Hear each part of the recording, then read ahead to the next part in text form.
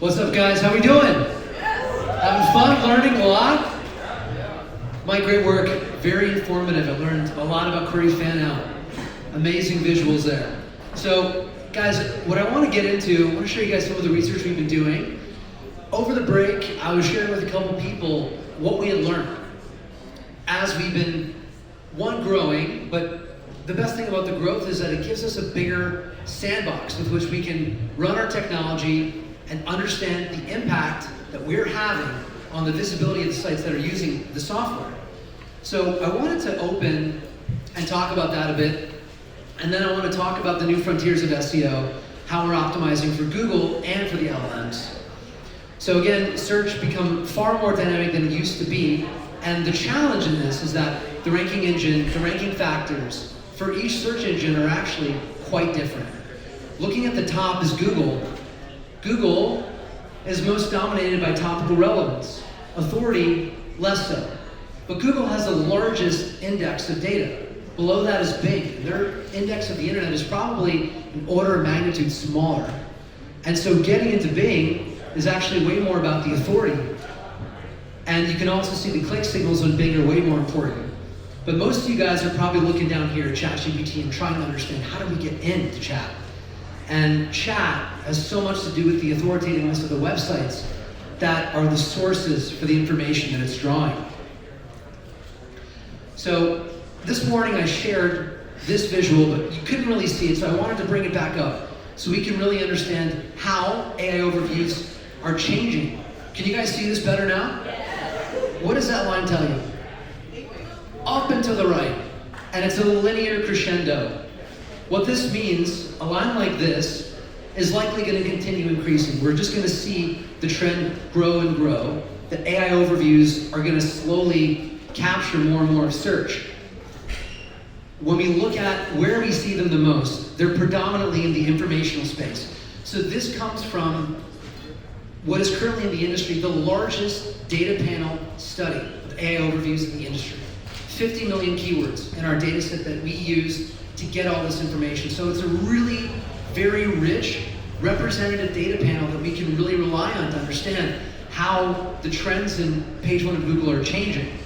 So you see informational, 63%, and I've always thought that's okay. If Google wants to cannibalize their ability to get traffic from information, not great, but at least it's not transactional.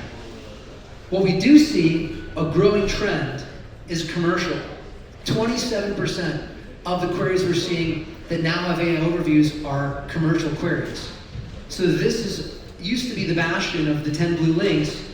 Fortunately though, transactional queries are largely unaffected. So we're not seeing a lot of AI overviews. Does anyone have a guess about why that is?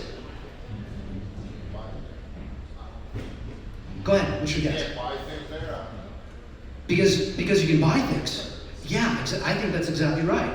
Because that's where they monetize, right? I've always said Google is like a library where they're giving us all the information in exchange for the ability to monetize clicks for commercial keywords. So when we have a question, they give us the information we need. Just so when you type for something like buy coffee table, that they have the opportunity to run an ad and monetize you. Right there, that transactional percentage of 6.5, keep an eye on that. Because I believe that as we see more ads inside AI overviews, then we will start to see AI overviews appear universally for all keywords. It's just the trend that we're on. But again, Google has a fiduciary duty to their shareholders, and because of that, they're gonna move slow. They don't wanna rock the boat. That's why we go back and we see this slow crescendo. Because they're slowly rolling it out and they're watching it and waiting and making sure it doesn't affect their charges. What's also interesting is it seems like right now the rollout is about rolling out more AI overviews, less so about rolling out more ads in the AI overviews. This is flat, slight uptick. So it's not actually that they're trying to put more ads and more AI overviews, is they're just rolling out more AI overviews for now. Again, they're being conservative and slow because this affects their bottom line. And then some metrics about really what does it mean to be an informational search, average search volume across this data panel of 50 million keywords. You see that informational and commercial queries get far more search volume than your transactional queries and your navigational queries, which is kind of what we expect. And from a CPC perspective, this was a bit surprising for me, that commercial queries on average have almost double the CPC versus transactional queries. That caught me off guard. I expected transactional to be the highest. So it's interesting to see them move more into the commercial queries with the AI overviews. The other thing we were studying is, what's the difference between page 1 of Google, the sites we're seeing ranking on the blue links, versus the sites appearing in the AI overviews? And what we're finding is that, man, Google loves YouTube.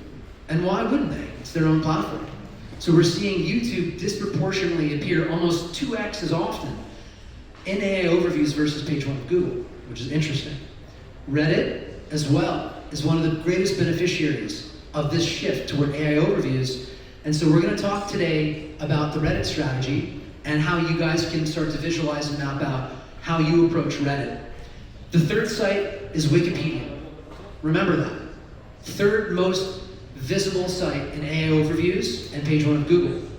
This is going to come in really important for the way that we approach getting ourselves found and the data corpuses for the LLMs.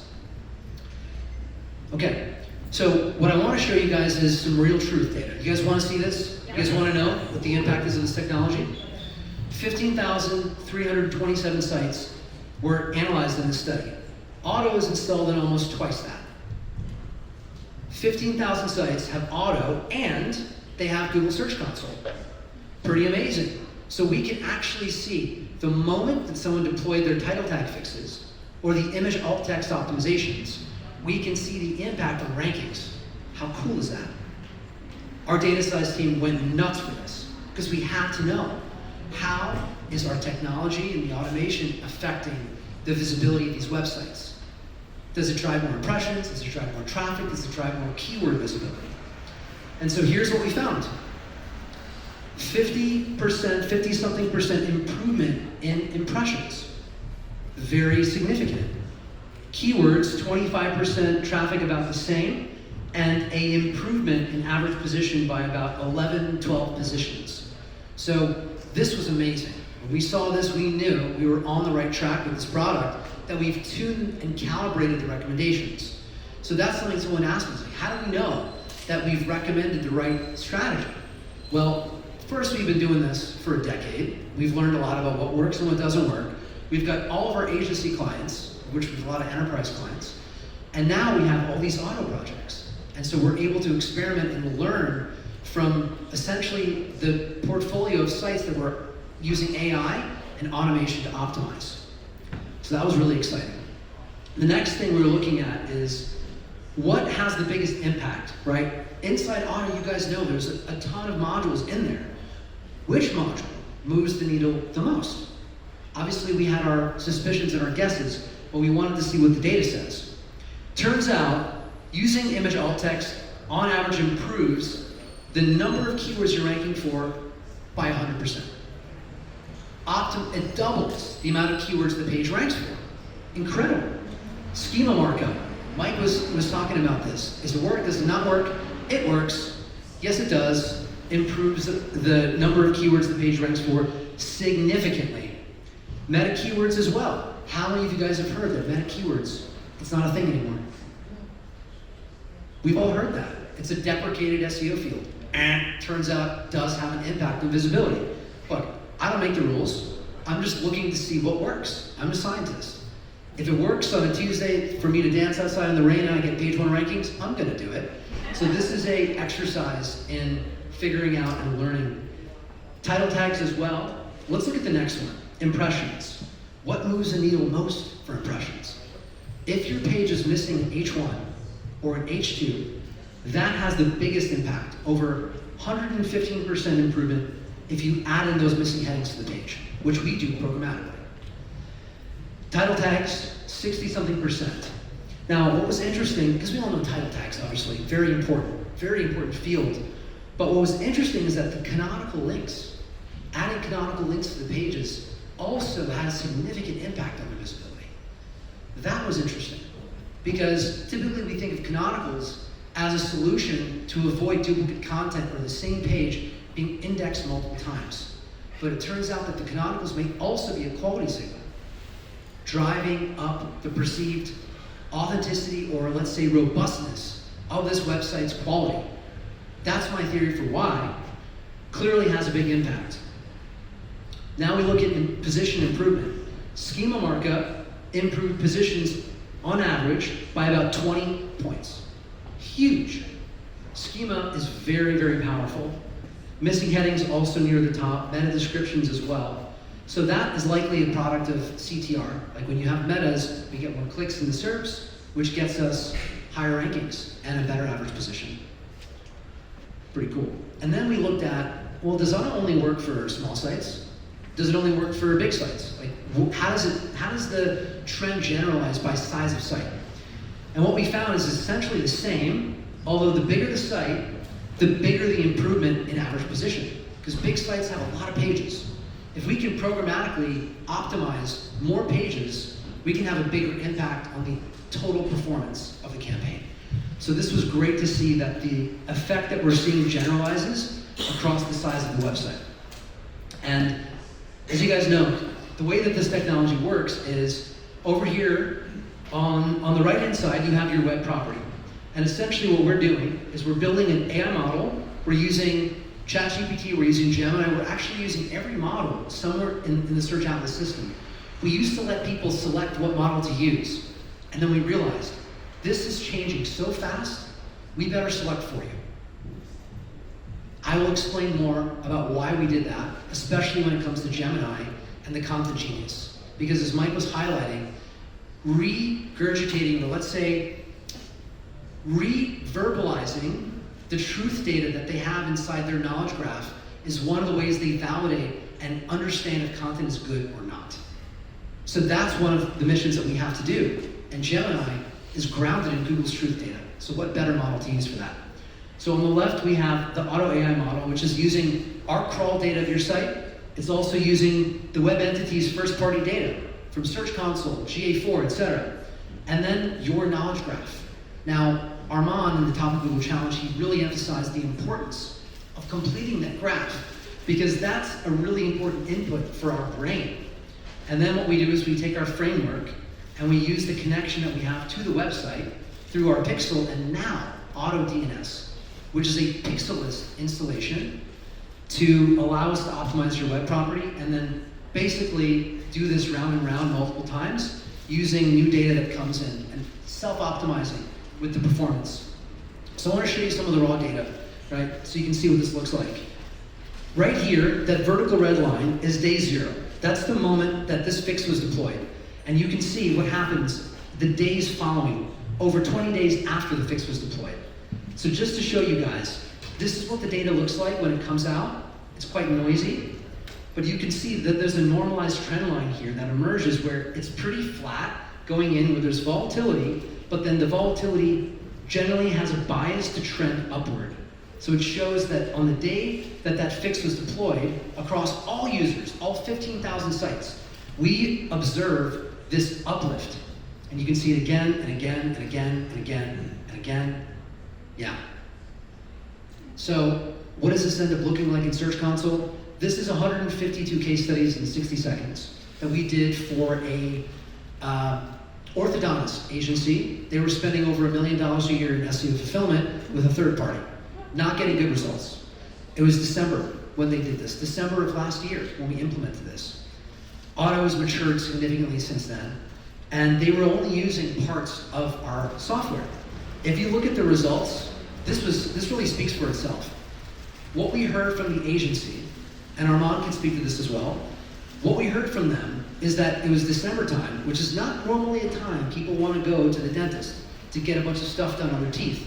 But these offices were busier than they've ever been in the history of their business. That is exciting. That's, I think, one of the moments when we really knew that we were on the right track, seeing that for 152 sites we implemented the technology on, we came back with 152 case studies. Does it get any more obvious than that? Pretty exciting. Thank you. It's good stuff. All right, so I want to shift gears and now talk about what we're really focusing on which is taking a holistic framework for search and SEO, and now looking at LLMs specifically and understanding what are the techniques that allow us to win in this new landscape. Now, there's some analogs, and there's also some differences. When we think classic SEO, we think about indexation of Google. But in the new world, it's about two things: being included in the data corpus that's training the large language model, and it's about being there in the RAG, showing up for whichever RAG your LLM of choice is getting their web search data from. That's the difference, and it's quite different. Remember that the annual data corpus, it only updates about once a year. ChatGPT is not updating the core data corpus all the time, because they've realized that with the RAG, they can get the information they need real time. And so they don't need to update the base model as frequently as, let's say, Google is doing it. Instead of tracking keywords or tracking prompts and queries, these are generally very long tail. They're very specific. There are many more tokens. Typical keyword was like best ski gloves. The new one would be, what are the best ski gloves for a advanced skier skiing in sub-zero conditions, right? That's way more specific. Hardly anyone would have been tracking that as a keyword before. But now in today's world, we are looking at those types of long tail queries. Another big difference is that there's no search impressions. In Search Console, we could see search impressions. We could even guess about search impressions using data from SERPs, but we don't get that information from ChatGPT right now. Fortunately, we can get the traffic data from GA4. We can also measure our rankings and the responses and our presence in the citations. Another big departure is, instead of looking at website search demand, which is a core part of how Google analyzes quality of sites, right? In Search Atlas, we call it brand signal score, or the brand score in the Site Explorer. That metric, guys, is the underlying metric that determines whether a site would be penalized by the helpful content update. If they rank for a bunch of queries, but none of those queries were branded, we see a high correlation between the sites that got whacked and the sites that had no branded search demand. What does that look like for LLMs? I don't see a lot of people talking about this. LLMs actually do pay attention to what sites people are indirectly querying for. If you ask it a question and it doesn't know, it's going to go to web search. When it goes to web search, it rags all this data. What happens to that data that it retrieves? Is it discarded? No. That data is used to train the model, and it goes into the LLM. And so just like Schrodinger's cat, where you can't essentially analyze something without changing it, LLMs are the same way. And so is Google. It's a two-way street. Every query you put in changes the results. And LLMs behave in a similar way.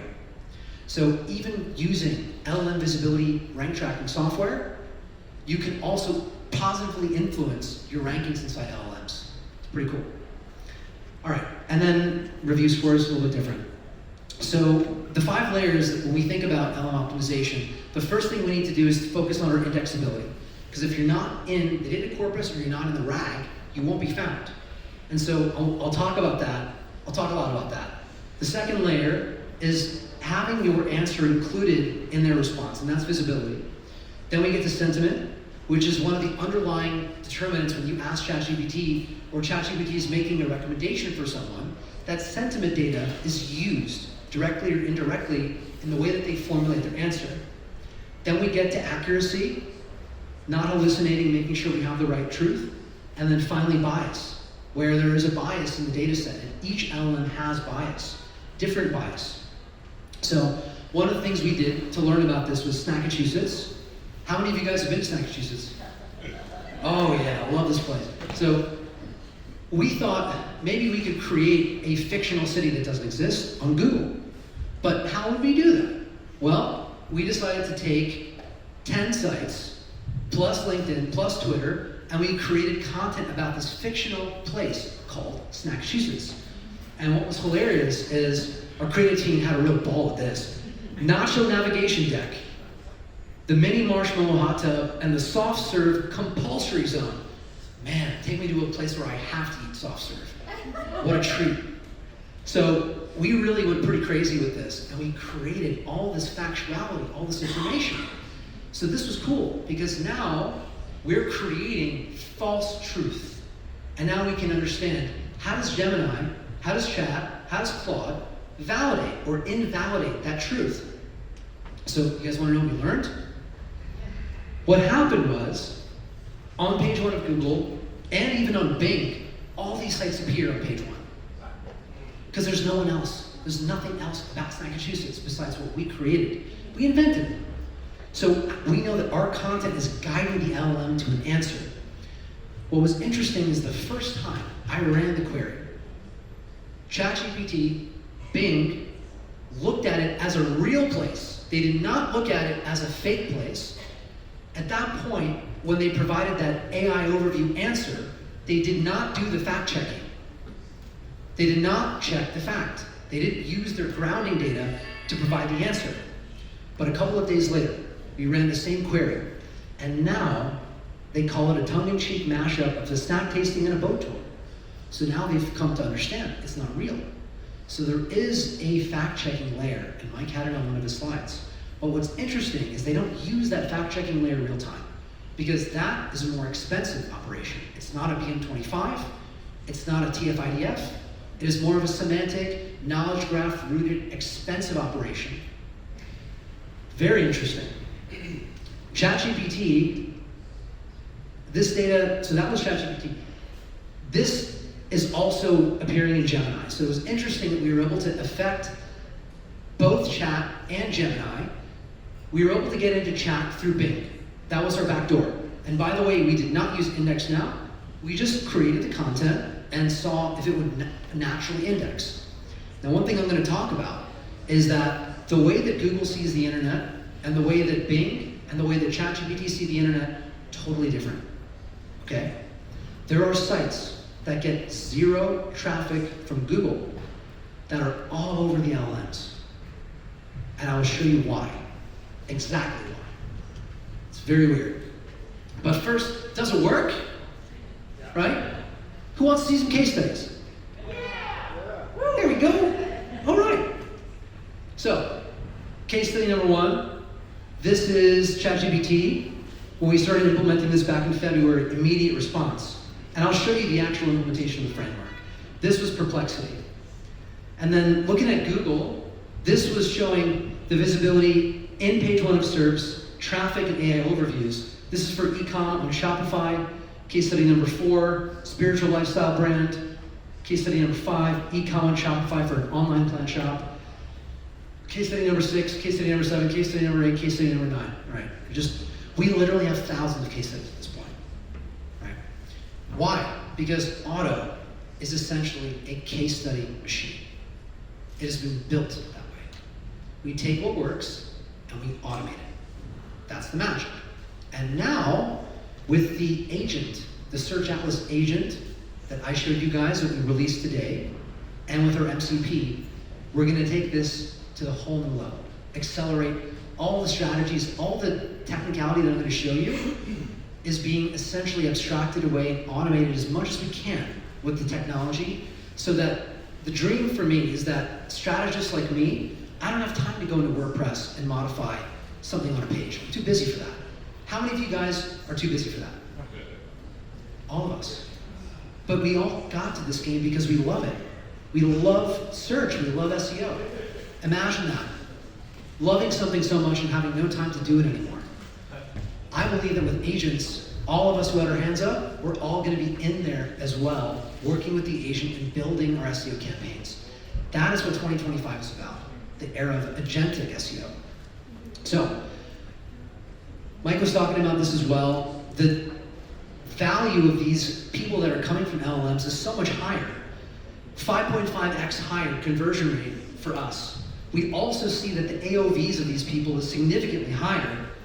And one of the reasons for this is that Google, higher relative to Google, and Google's a free search engine, but ChatGPT is not free. Perplexity is not free either. Claude is not free. You can use it for free in a limited capacity, but most people don't. You get hooked on it, and then you pay for it.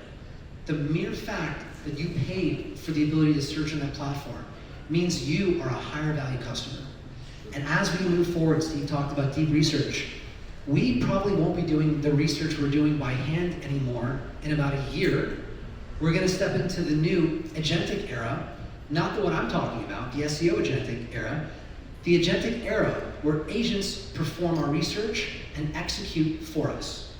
And the people who are using that deep research, the totally dialed up $200 a month model, and their agents are executing everything for us, you want them to find your answers, don't you? Because they got money.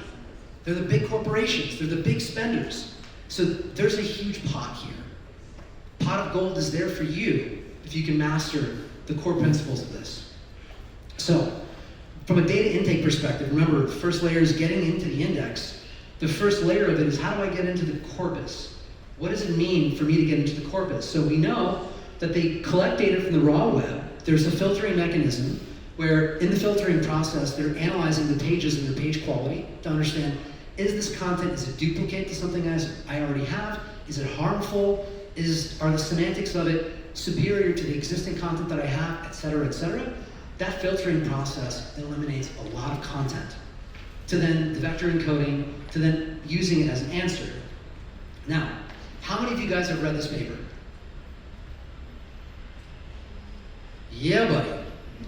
This paper is absolutely fascinating because it charts the breadcrumb trail from where we are today to AGI, to superintelligence. There are 3 coefficients in the cookbook. The Chinese discovered a 4th, but OpenAI discovered 3 when they published this. The scaling laws simply state that the more tokens you have, the more compute you have, and the more parameters in your model, the less your losses, the more accurate you are in your ability to not hallucinate and to answer questions. And so essentially, it is a cookbook trail to AGI. This catalyzed the arms race, because now they knew exactly a little bit of this, a little bit of that. How much exactly am I able to get closer to my superintelligence if I invest in more tokens, or more compute, or more parameters? And the Chinese did something absolutely brilliant. They figured out that there's a 4th layer, and it's specialization. Imagine taking a library of books and making that library into sub-libraries, and simply saying, all the books about history, over there, all the books about science, over there, and it improved the ability of the model to answer questions significantly. Why am I teaching all this to you guys? Because we have to anticipate that this is going to radically affect the way that search works. And this is where everyone is going. And all of them, the one thing they don't have enough of is text tokens. You can't create new text tokens out of thin air. You need to kind of find them somewhere. And there's a lot of brilliant researchers now that are saying the same way that a baby learns information is through their visual system. You ever heard a picture's worth 1,000 words? 1,000 tokens, very valuable to OpenAI.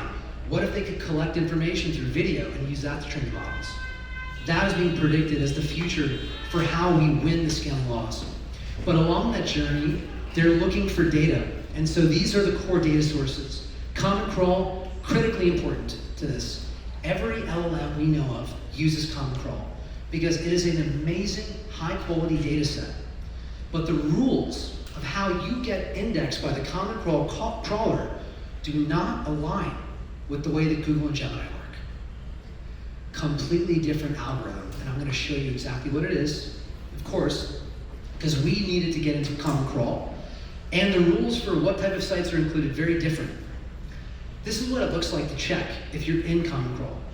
Indexcommoncrawl.org, plug in your domain, and you will actually see which snapshot of the internet is your website found in. The next layer is Wikipedia, and the data in Wikipedia is gold. It has the highest weight. When the data, and I remember I showed you in the training data set, we have the web, the raw web data, then we have filtering, then we have the vectorized encoding. In the filtering stage, this is where they assign document quality scores. Wikipedia has the highest document quality score. So if we can get ourselves into Wikipedia, we have a shortcut to go right in directly into the training data. And it doesn't really matter if we have a backlink. It just matters that our narrative is on that website. Hugely powerful. Number 2 most cited domain in AI overviews is Wikipedia. So hugely important. Now, data licenses. There are a lot of proprietary data sets that you can get yourself into that the LLMs are paying for. Some of these data sets include things that, so they don't publicly disclose, but just because we do a lot of, let's say, API integrations with a lot of third-party vendors, we learn a lot about their experience working with these large language model providers. And one thing I learned is that the aggregator networks, DataAxle, GPS Network, Newstar, Localese, Foursquare, Yelp, they actually have deals with the LLMs to license their data into ChatGPT. So what does that mean? If you want to get yourself into the LLM, use an aggregator network, and you have a shortcut. Additionally, you also get on a bunch of really visible online websites. But this is powerful. Next, licensed content. So News Corp, they've got a ton of data and they license it out. It's very expensive. Reddit, of course, and other large publishers. So getting into any one of the licensed data sets is really powerful. And I'm expecting that we're going to see more and more disclosure. People are going to figure out other data sets to get into. But what I did the digging into is the non-licensed data sets that are being used. And we actually were able to validate that these are in the LLMs. So we know they're scoring web documents for quality, safety, and factuality before inclusion inside Llama. And the reason it's important is that Scaled AI, Zuckerberg acquired them because they basically figured out how to get all the tokens for the LLMs. Scaled AI also works with all the other LLM providers. I think they got acquired for something like $10 billion, huge acquisition. They have what's called the CCNet pipeline. CCNet pipeline means common crawl. So common crawl, then they go and they shard it by language. So there's a language ID applied. Then there's the filtering process, which I told you about. Deduplication, where they remove duplicate content. And then they quality score with their perplexity filters. That's very telling, because now we really know that the common crawl data is driving a huge amount of the information for inclusion into the corpus. There's also something called the pile. The pile is really cool. Any like doomsday preppers in here that think the world's gonna go to shit? I kind of am. Yeah? You too? Cool, we'll hang out. So, I have this 1.4 terabyte data set on external hard drive, so that if I had to, I can train my own LLM model with all of the information that humanity has ever created. The most valuable thing humanity has, I would say, is our knowledge. It's our textbooks. It's our academic literature. It's the scientific achievement of every human being that has ever lived and will ever live.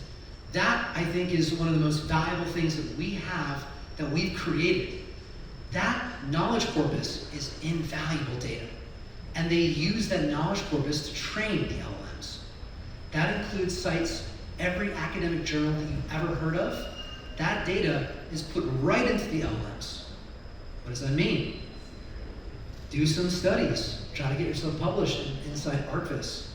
And you'll be included inside the common crawl data corpus. But that pile, it includes so many data sets, and they're all niched down. Really interesting data sets to be included in. And then finally, the multimodal data sets. So it's not just about text, it's also about images. There's a data corpus called LAION, and for coding, they call it the stack. And so essentially the stack is a bunch of training data to train a large language model for how to code properly. This has really important ramifications, because if you can get your data into that slipstream, your data will be included in the training model. And that's what we're about to do today. So, that is how you get into the raw data corpus. The other way you get in is with the RAG. And so, the RAGs here is interesting. ChatGPT's RAG, we believe, is predominantly powered by Bing. Some people say otherwise, but from what we can see, it's Bing. That also is corroborated by Snackachussetts. Claude's RAG is actually powered by Brave Search. Not my favorite search engine. Not even close to being as good as Bing, forget Google. But that's what they use. And so that's interesting. If you can figure out how to get featured in that search engine, you're more likely to be included in all the AI-generated content that you guys are creating on Claude. There's another game here. It's not just visibility in the LLMs, so that we can be found by our customers. It's also visibility in the content that people are generating. So when they talk about the top 10 SEO agencies in New York City, or they talk about the top 20 local plumbers in Miami, you want to be included in that roundup. And the way you get included is you got to get included in the answer engine. You got to get included, in this context, Brave Search. And part of this, and Mike did a great job explaining this part, was the query fan out. And so multiple trusted sources being retrieved and the answer passages from them are extracted. That semantic chunking thing he's talking about is very important. And I'll touch more on how we've accommodated for that inside the Content Genius product. So what we know, 40% of ChatGPT searches have this enabled Search GPT mode on. What's interesting is that if you use the API, unless you categorically tell it to use web search, it won't use it. But in the web UI, if it doesn't have the grounding data to answer the question, it will just do web search. And so one of the biggest problems of LLM visibility software is that they don't enable web search, even though it's kind of de facto enabled in everyone's ChatGPT UI, because it's just by default on. And so most LLM visibility solutions, because they don't accommodate for that, are giving you shit data, completely wrong. Unfortunately, it's expensive to do it right. And so for us to do this and collect that data accurately, it is encroaching on like $50K a month for our user base. But fortunately, when you do $30 million a year in revenue, you can afford it. So our CFO is like, Manick, how do we cut that price down? It's like, we can't, leave it. It is what it is. All right, so Bing, we talked about that. Now, you guys have probably heard me say this before, but the IndexNow thing is real, like really real. You want to make sure you enable the IndexNow integration. Now, we are doing that for you with OTTO. We actually tried to do it with the JavaScript version, but we discovered that we couldn't. Because in this example, there was a critical point where Google are verifying that we actually own the website. We had to do a server-side injection for this to work, but now with the new release of AutoDNS, we're able to. And so everyone that's on AutoDNS, automatically enabled for IndexNow. You don't have to do anything else. It's just set up for you. We've seen it boost our visibility by 160%. Our clients, we've seen a similar gain. Justin and I, we were looking at the data and we were just amazed at the outcome here. So really easy. I mean, this is like, it costs nothing. And then the other thing we've been doing is we have been interrogating chat to find out what sources it uses with the idea that maybe we could reach out to these root documents, the documents that are guiding the citations and the answers, that if we outbound them, that maybe they'll include us. I'm going to show you guys a bunch of case studies today on how effective the strategy is.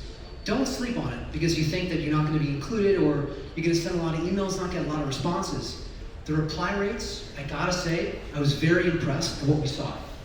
So this kind of recaps what I was talking about.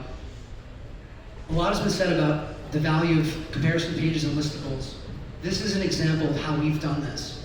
And these pages where you create the hopefully de facto page that guides the LLM, this is really impactful. Do this on your site. And also do this on third-party sites that are already indexed by the LLM. It works amazingly well. But that's all off-page. There's also strategies for on-page. This is where we get into semantics. The first piece we talk about is information credibility. So are we reverbalizing the factual data sets, the triples that are in Gemini's LLM? Are we or are we not? Are we diverging from it? Every triple has a probability that it's accurate. It's a probabilistic model. You need to align with the consensus. Even if you disagree, if you want to be included in that, you have to align with the consensus. And there's an awesome patent that talks about this, that introduces the concept of knowledge-based trust, which I've been talking about now for 2 years, sort of the foundation for how we approach topical relevance, but now we see it rear its head again here for GEO optimization. Now the cool thing is, learning semantics, okay, it took us over a year of research and working with our semantic SEO team. There's like 8 people on that team. They work really hard to really perfect the understanding of what makes content semantically the best optimized. And it's actually science. I like to say, and if you're interested in going deeper into that rabbit hole, check out the launch for Content Genius, and I will explain exactly how we use taxonomies, ontologies, how we use knowledge graphs to serialize knowledge graphs to verbalize knowledge. And we explain exactly how it is that we do it. The results are incredible. Every single day, I see case studies of content generated by our content genius ranking on page 1 and in AI overviews. It works extremely well. How many of you guys have case studies like that? Eric? Yeah, awesome, Norma. It works great. The other thing is the stylometry, the way you say what you're gonna say. Remember something, I think today, people have lost an appreciation for the written word. They no longer really care because anyone can generate and regurgitate mountains and mountains of information. But there are aspects that make that information good and not good. And understanding semantics is really about understanding that dynamic. What is it that makes the information highly responsive? Mike showed us some scores for cosine similarity. Essentially, when you do this right, you do that properly.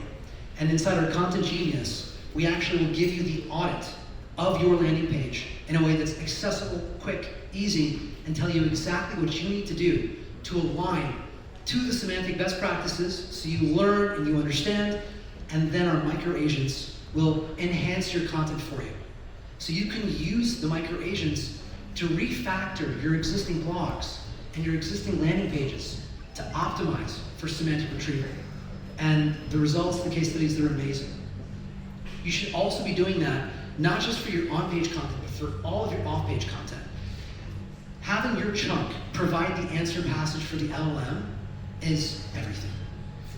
If we can get ourselves on authority sites, whether those are news sites or guest posting on top authority publishers, if we put our content on those sites, they will be passing the filter that we know that the LLMs are using, and if the semantic retrieval scores are high, then we will be the likely candidate answer passage that's used for the answer engine.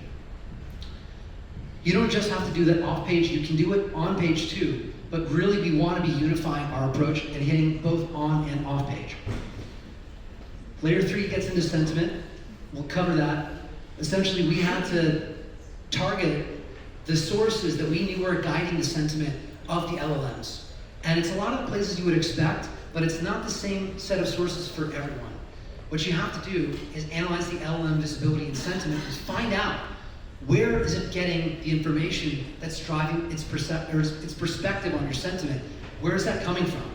And so when we ran this analysis, we figured out important truths about that for us. And it was overwhelmingly Trustpilot and Reddit. More will be said about Reddit, not my favorite platform. You probably already know that. But it is what it is. Now, one thing that's important, a lot of people don't know this, is if you want to influence the sentiment, one of the things that you can do is link to positive sentiment that you've created on the internet. Use your website as a flashlight for the crawlers and for the LLMs and show them the positive storytelling, the positive affirmations of your customers. And I recommend everyone should have an About Us page on their website for their agency, for their clients. Create those branded assets and tell your story. Because if you don't tell your story, the LLM will. And they won't use your information to tell it. They may hallucinate, they may be prejudiced against you because of something they read in some 10-token comment on Reddit. And so these assets, this is your opportunity to really teach the LLM and tell it exactly what you want it to know about you. The knowledge-based content here is huge to prevent the hallucinations. So we did this on our own site, and we talked about all of our awards. We won Global Search Awards last year. We know we're a finalist. We hope that we'll win this year again for SEO Best SEO Platform. Actually, can we get a round of applause for that?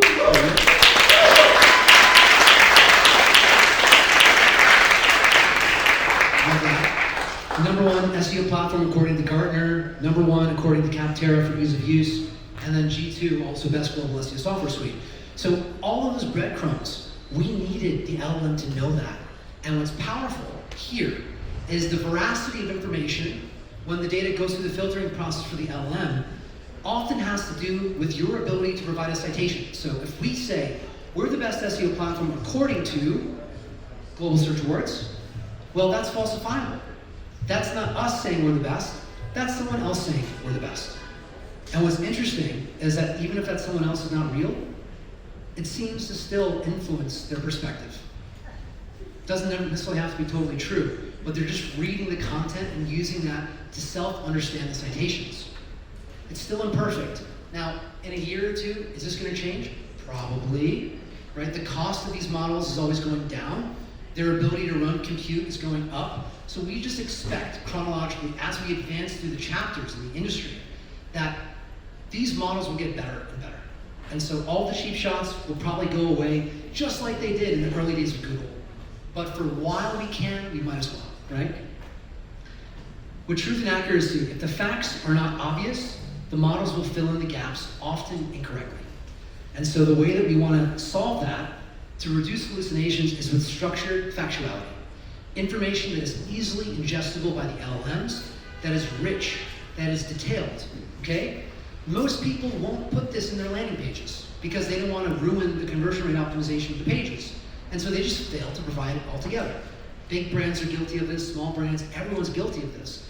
Because usually, the people on the marketing team that build the landing pages, they're just trying to build a nice landing page. They're trying to get the copy across to convert someone.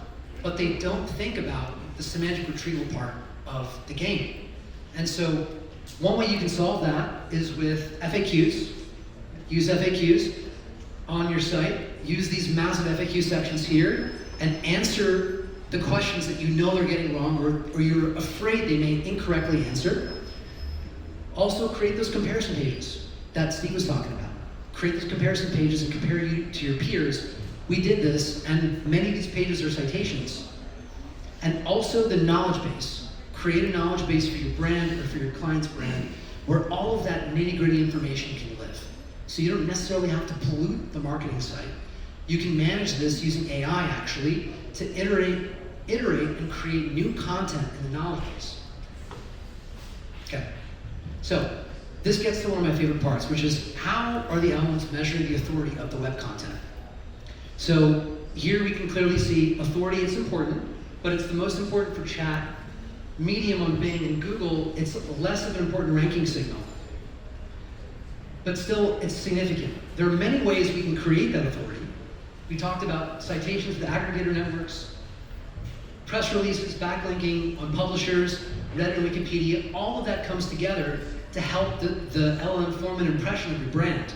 Included in this are even your social media posts. So that's why posting to social also helps the story. Now, if we're optimizing for Google, okay, I'm only talking about Google now. The metrics that we care about are these three. Domain power, which is a traffic-based metric.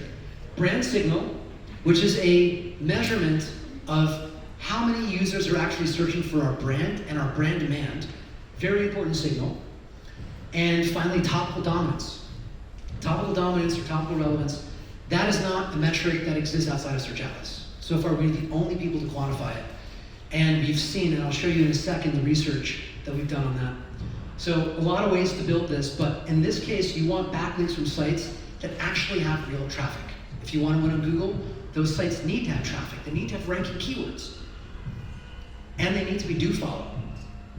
We want link diversity. There's patents that talk about a log analysis function where essentially multiple links from the same domain flatten out. So we need unique links from diversified sources. Topical dominance is about owning the highest share of search for a topic. So there's a quantification to that. I'll briefly explain. But first I want to show you the difference in these metrics. So this is a correlation analysis of Google search. And here we found domain power significantly is out-correlated versus domain rating and DA. I knew it was going to be DA. I wasn't sure about domain rating. But what we've learned, and if you guys want to go deeper into the why behind it, I did a video during the Christmas season, the holiday season, top of 12 days of Search Atlas, where I actually explained the difference between DA versus DR versus domain power, and I go through the patent literature, patent by patent by patent, and I explain why these old PageRank classic scores no longer are effective. And it's very simple. It's that they're using other site metrics from Chrome to validate the value of websites and the links that they're providing. It's not just about classic PageRank anymore. And when we did this study to compare domain rating versus domain power, this blew me away, that there is a plus or minus 50-point gap, right? Massive dispersion between DP and DR, so that's one ouchie. But the double ouchie is that for sites that have no domain power, which means no traffic, there are tons and tons of sites that have up to 100 points, or 90-something points of domain rating. That is a sign that that metric is super busted, right? It's not predictive of the sites that are getting traffic, because it's a classic PageRank-driven calculation. Now, I told you that the topical relevance metric is the most important. What we're seeing here is the correlation of that metric alone is about 30% of the SERP ranking. So the more topical relevance, topical dominance, 30% explains 30% of the rankings there. The next highest factor was domain power. It was about half. And then half of domain power was domain rating. And when you look at the p-values here, I don't know if there's any statisticians in the room, but those p-values are awful significant. 1% chance of this being random. And for the topical specific factor, it's a 0.1% chance that that data is chance. So what we know is these are some of the most powerful signals we have in understanding how to rank on Google and AI overviews. To understand topical dominance, you have to understand that Google is sharding their data, and essentially you can look at it in a three-dimensional vector space to understand that information color-coded based on its topic. And we see evidence of this also in the leak. Mike was one of the people that leaked the Content Warehouse API, which was really fascinating, helped SEOs validate a lot of hypotheses and learn new things. But one of the things we see in that leak is it points to this being a really significant ranking factor. And then inside Search Atlas, we created the topical dominance module. Now, if topical dominance was not a real thing, if it was a, let's say, fictitious, then we would never have a shot of ranking very well, because companies like Backlinko or SEMrush or Ahrefs have been around a long, long time, longer than we have. They've got way more classic PageRank than we do, and yet we beat them on tons and tons and tons of searches. Because what we've learned is that Google ascribes topical identifiers to keywords in a very narrow topicality band. They're not general, so it's not SEO as a topic, it's actually SEO software tools, AI SEO software tools, SEO software for e-commerce, for agencies. Each of these is its own topical identifier. And what we're able to do is visualize the weighting of those topical identifiers. This was a really cool science project, and when we realized that this was the most significant ranking signal, we had to put it into the platform. So here it is. And in the platform, it correctly understands which keywords we're going to rank for and which ones we won't. So this was a huge breakthrough. Now we're going to shift gears. So that's how do we rank in Google. If we start looking at other LLMs, let's use ChatGPT, it's a different calculation. It just is. The authority metric that's being studied here is actually more of the classic PageRank metrics, like DR, and we give that to you in the platform. So the metrics that matter here are your DR, your referring domains, and your trust flow. We've seen that Common Crawl, there are sites that are in Common Crawl that get zero traffic from Google. In fact, we own, over the years we've acquired publishers to learn and run experiments, and to my surprise, many of those publishers that had no organic traffic, they show up as citations in ChatGPT. Unbelievable. And these are test sites. And so going back to my Snackachussetts thing that I showed you earlier today, you can use those sites to influence the LLMs in a very direct way. And by the way, when we're doing link building and buying links, those sites often are extremely, extremely cheap. In our platform, you're able to see, we give you the full backlink toolkit. So for both aspects of measuring authority of websites, you have the tools you need. But now you guys understand the differences, when to use one versus the other. The other thing that's really important, and we've touched on this many times, are the semantics of the content. And until very recently, I think in the last 6 months, the industry knew that semantics were important, but we couldn't quite quantify it. And we had to go into the patents to understand it. This journey has taken us over a year. We've spent millions of dollars working with this team to really understand how does semantics work in Google and validate it. And so now, inside Scholar, we have a product that allows us to actually mirror Google's page quality algorithm. And we put that into the Content Genius. So now, if you read the content very, very carefully, you will start to understand semantics. You will understand how do we create the best possible answer passage. It's by conservation of text. It's by trying to say more with fewer words and having a page that gives the answer in fewer kilobytes and loads the fastest. That is the express lane to getting our content into these LLMs. And so on the content side, this is an incredible, I would say, shortcut to not having to get your PhD in semantics. But if you wanted to, check out our launch video where we explain it. So, a bunch of different sources that we can use to build that authority on the web. The first strategy that works amazingly well is guest posting on marketplaces, where we can specifically cherry pick sites that are indexed by Canonical. This morning, this was launched, where you can filter all the publishers in this system by sites that are in Canonical, sites that are in ChatGPT, sites that are in Gemini. If you want into that LLM, use the filter. Only publish the sites that are already indexed in that LLM. That will work the best, right? Especially if your content is semantically optimized, listable format, comparison format, and detailed, it's going to get included. Here's an example that we actually used for a site called metapress.com. You can see we're referencing Auto here. This site has very high classic PageRank authority scores, DA76, DR81. This costs $36. 3 Starbucks coffees here in New York City, or maybe like 1.5 drinks at a bar, right? But this influences the LLM, and you can see it's ranking on page 1 of Google. Press releases to news sites is also really powerful. Today we launched 2 new news platforms for you.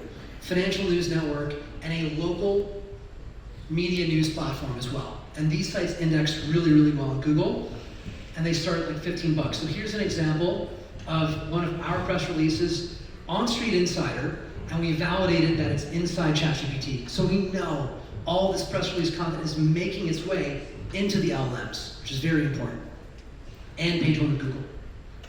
The third is outreach. Now, how many of you guys actually do outreach to get links? Raise your hand. Just a couple people, not a lot of people in here use outreach. Well, guess what? I told you this before. It's actually not as hard as you might think to get results with this strategy.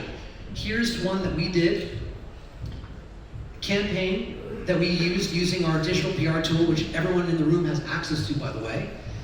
Using that, we sent 1,100 emails. We got 175 replies. That's a 16% reply rate. Pretty good. And of those, we built 55 backlinks from this campaign. It's a 5.5% success rate on links. And they still kind of keep rolling in, so that number's going up. And the links, these sites are great sites. High authority scores. This one has a traffic of 103,000 monthly searches. Here's another campaign. 322 emails sent, 80 responses. That's a 25% reply rate, even better than the last campaign. And the link rate was 4%. And the organic traffic range here also very high. So don't sleep on this. And by the way, these were fully automated campaigns. This isn't someone hitting a bunch of buttons, sending emails, and replying. Fully automated delivery. Very easy. And so the promise of this is that you guys will all use outreach to build backlinks for your sites and get included into the LLMs, because all it takes is just enabling it, turning it on in Search Atlas. You don't have to work very hard. We've also been able to secure some of our best affiliates that we've ever gotten. This affiliate brings in, so far, 5 figures in revenue and on the cusp of 6 figures of revenue. And it was just one article that they did. Incredibly effective. Every business owner out there, there's some sort of a site that they could use as an affiliate site and get featured on. So every one of you agencies that has a client, you can get your clients in these articles very easily. This one's kind of meta. This is me writing about thought leadership, doing a thought leadership strategy. Right? Thought leadership is about thought leadership. And it works great, right? So I write for a bunch of sites, Wordable, G2, Capterra, WordStream. And if you guys are really committed to this craft, if you really want to win long term, I would suggest everyone in this room take the time. Become a thought leader in your niche, in your space, or your clients. Do this for them. Because then they get to publish these amazing sites almost at will. Now, obviously, you can't be overly promotional, but simply mentioning your brand and getting the links from these sites is huge and massive, can really put you on the map. And specifically for the LLMs, Quest is able to reach out to those root documents for you. So we got 1 through 4. Now let's talk about the aggregator networks. So I told you the data from this is proprietary data that's used by the LLMs. Here you have access to 5. Data Axle, Newstar, Yellow Page Network, GPS Network, Foursquare. These sites, they index across a range of authoritative sites on the internet very well. I'm not going to go into the nitty-gritty here, but each one has a slightly different distribution. So depending on your client, depending on your purpose, figure out which one of these 5 is the most appropriate for you. They are not all the same. They work slightly differently. Okay? Just take that in, memorize that. That's the answer to how the distribution works. You guys have the presentation so you can check it out later. And then also, cloud stacks are a great way to build the citations, and they're dirt cheap. So you can build more and more citations of your business and brand online using cloud stacks, and they take less than 60 seconds to build and publish, and they boost the visibility in the LLMs. Here's an example of the cloud stacks showing up inside Search Console. So we know they're indexing, and Google is treating them as a valuable backlink, right? If they weren't, we wouldn't see them here. And then lastly, strategic linking partnerships. So, link exchanges, how many of you guys do some form of link exchange for backlink building? Raise your hand. Are you guys using Wildfire? Yeah? Sweet. So as you guys know, Wildfire is essentially a way that we support our community. We don't monetize those links, but you can give to get. So you give links, you get links. This is a really powerful way to move your rankings up, to get the backlink authority you need to be found and become more visible. We do tier it, but essentially the mechanics are, we put all the sites that are running auto into vector space. We then take your site and find its nearest neighbors in that vector space and find the closest topical matches. Sometimes these could be competitors, we try to avoid that, but they're gonna be topically relevant websites. We've seen patents published by Google about topical trust flow, topical PageRank, so we do know that there is a topical identifier being applied to PageRank equity. And this, as far as I know, is the best, fastest, also free 99, freest way to build that topical PageRank without having to pay and do anything. Really effective. Okay. Now, bonus, Reddit. How many of you guys want to know how Reddit works? Yeah? Reddit is huge. Now, I'm not a huge fan of the platform overall. I think it overly negative, kind of a cesspool. There's no verification. And the worst thing about it to me is that the people who determine what content gets to stay, the moderators, are these shadowy figures named Zelda Duck 87 with an antenna shooting out of their face. Like, who the hell is that? Who's Zelda Duck? Now, Reddit, we know, is one of the most important domains. We see it hugely visible. Quora is as well. What we found that works is we can go into the Site Explorer and go to Reddit's data and filter Reddit's keywords by your topic. This will show you all the pages on Reddit that are ranking on Google. You then take these pages, and Christian has actually worked on this, worked very well. Take these pages and build a strategy with your team to get your content in them. Now, what I would say, so step 1, identify the subreddits threads, the topic URLs, export them into a spreadsheet, plan your sprint, and then if you already have a Reddit account, you don't need to karma farm as much. How many of you guys already have a Reddit account? Okay, it's about like 30% of the room. If you don't, there are some strategies, but I would suggest just start by making your own account and slowly build up your karma. There's actually Mike, his last name is Simmons, right? Ross Simmons. Brilliant guys, wrote a book on Reddit. Highly recommend you check it out. That book talks about how to build your brand on Reddit. But one of the strategies that I would recommend everyone do, and this is my order of operations. First, build the subreddit for your own brand. That you can control. This gives you the ability to bring your story into Reddit.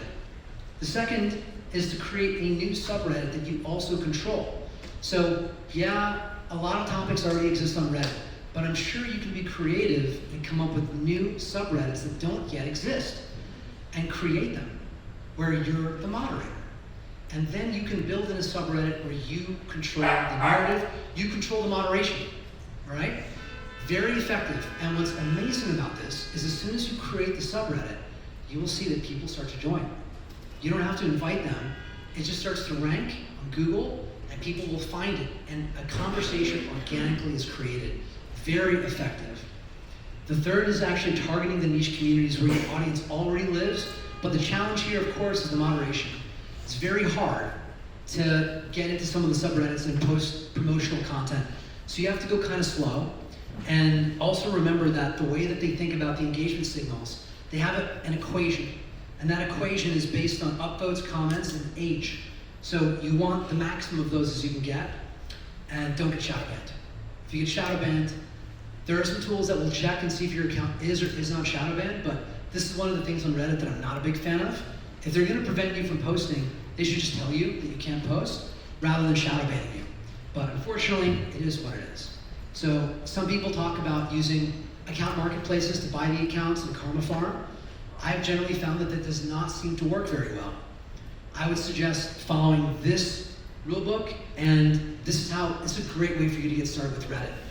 It's not that time intensive. I would recommend every agency for your clients, just add this into your campaigns. You can charge extra for it. Everyone understands that it's important. And it's also not that hard to execute in a pretty decent way to boost the visibility. It's a wrap. Guys, thank you.